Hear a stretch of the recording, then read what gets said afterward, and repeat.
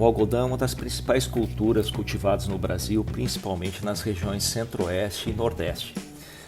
E dentro desse sistema de produção, também é uma das culturas que sofre interferência com as plantas daninhas. No caso específico dessa cultura, essa interferência ela se dá tanto em termos de produtividade, quanto também na própria qualidade do produto colhido. Entre essas espécies de plantas daninhas que mais ocorrem, tem se observado nos últimos anos um crescimento na presença do capim-pé de galinha. Essa espécie é considerada chamada comumente de uma planta de folha estreita, da família das gramíneas ou poáceas, sendo considerada uma das principais espécies daninhas no mundo, não só na cultura do algodão, mas também na própria cultura do milho e da cultura da soja, no Brasil e em outras regiões do mundo. É considerada uma planta daninha de ciclo relativamente curto, considerada uma planta anual, reproduzida por semente e é encontrada, como eu coloquei anteriormente, em praticamente todas as regiões do Brasil. Seu ciclo ele é dependente das condições de ambiente, variando em média aí 120, 180 dias, dependendo da condição de temperatura de cada uma das regiões onde ele possa ocorrer.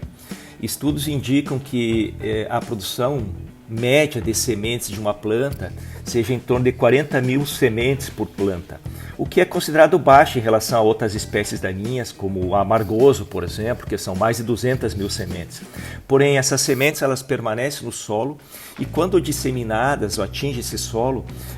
essa disseminação ela se dá principalmente pelo vento,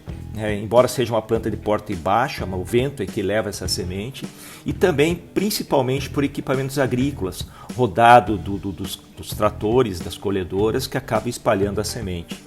Essas sementes, quando presentes no solo, elas também, e pela própria passagem do equipamento em si, elas precisam da compactação do solo para ocorrer sua germinação. Por isso que a presença da planta ela se dá inicialmente nos locais onde passa o rodado dos tratores, das colhedoras, dos caminhões nas cabeceiras das lavouras, onde a compactação por esses equipamentos, ou por esse rodado aí, acaba facilitando ou beneficiando o processo de germinação. Uma das características inconfundíveis dessa espécie é a presença o seu colmo em si ser achatado, ou seja, não tem aquele colmo cilíndrico característica das gramíneas. E esse achatamento é principalmente na parte inferior da planta e que dá uma característica de crescimento dela não mais cespitoso, ou seja, mais aberto, sem ter aquele crescimento inicial rápido em termos de altura de planta. Em termos de controle, a dificuldade do controle dessa espécie ela está associada principalmente à reduzida sensibilidade dos herbicidas pós-emergentes aplicados quando as plantas estão em fase de crescimento intenso ou em fase final de ciclo, ou seja, muito desenvolvida, onde a dificuldade então, de controle por esses herbicidas ela aumenta significativamente. Muitos desses herbicidas, graminicidas principalmente, controlam essa espécie desde que sejam aplicados com a planta nas fases iniciais de desenvolvimento, antes do primeiro perfilho, aí a gente consegue ter um bom controle. Porém, o que a gente tem observado nos últimos anos? É um aumento nos casos de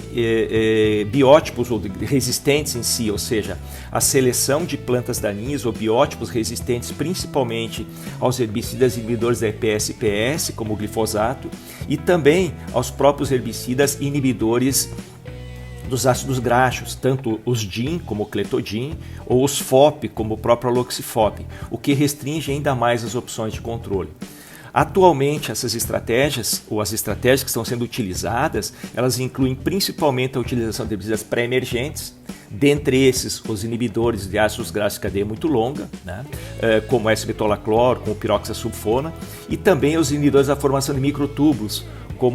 principalmente como representante desse grupo a trifluralina. Ou seja, a necessidade que nós temos de incorporar herbicidas pré-emergentes é uma realidade, tanto para o algodão quanto para culturas como a própria soja. No caso de se cultivar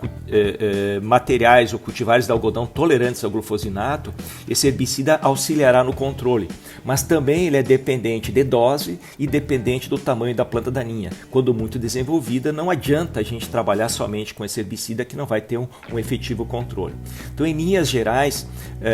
a importância que nós temos aí de incorporar práticas de manejo, impedindo o processo de disseminação dessa planta daninha e também incorporando herbicidas pré-emergentes são as melhores estratégias para a gente enfrentar esse problema, essa evolução da presença dessa planta daninha nas diferentes culturas, o que não é diferente em relação ao algodão.